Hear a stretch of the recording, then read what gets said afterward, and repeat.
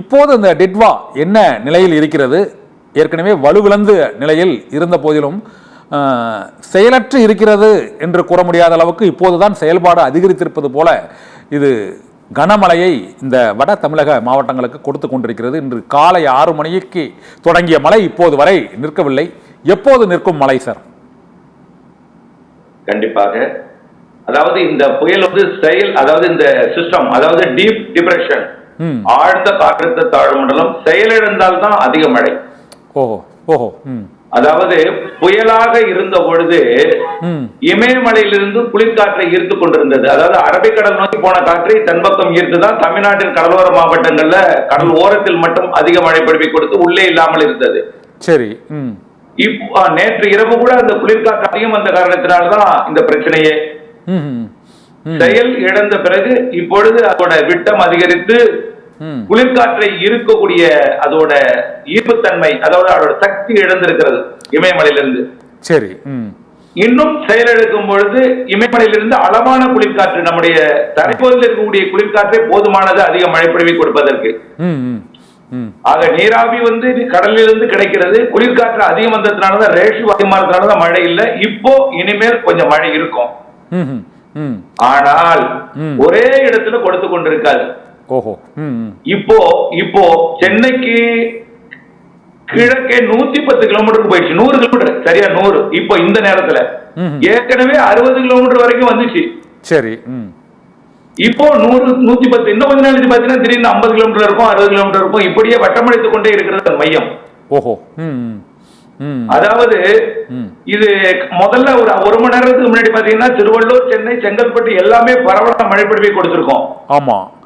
இப்போ சற்று கொஞ்சம் ஓய்ந்திருக்கும் இந்த பதிவு செய்து கொண்டிருக்கும் போது. சரி.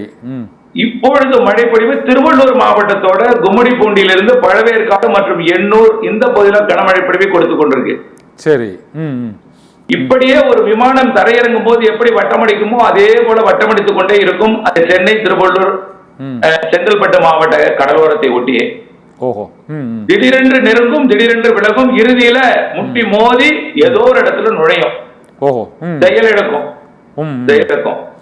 அது திருவள்ளூரில் நுழைந்தாலும் சென்னை வழியாக, செங்கல்பட்டு வழியாக விழுப்புரம் நோக்கி போகும்.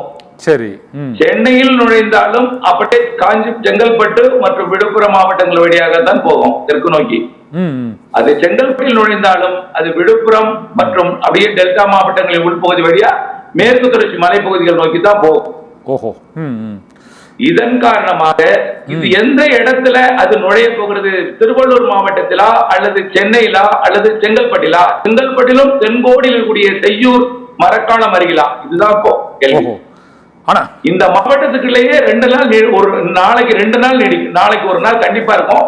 நாளைக்கு மறுநாள் நிச்சயமா உள்ள போயிடும். உள்ள போகும்பொழுது 3ஆம் தேதி மழை இருக்கும். ஓஹோ.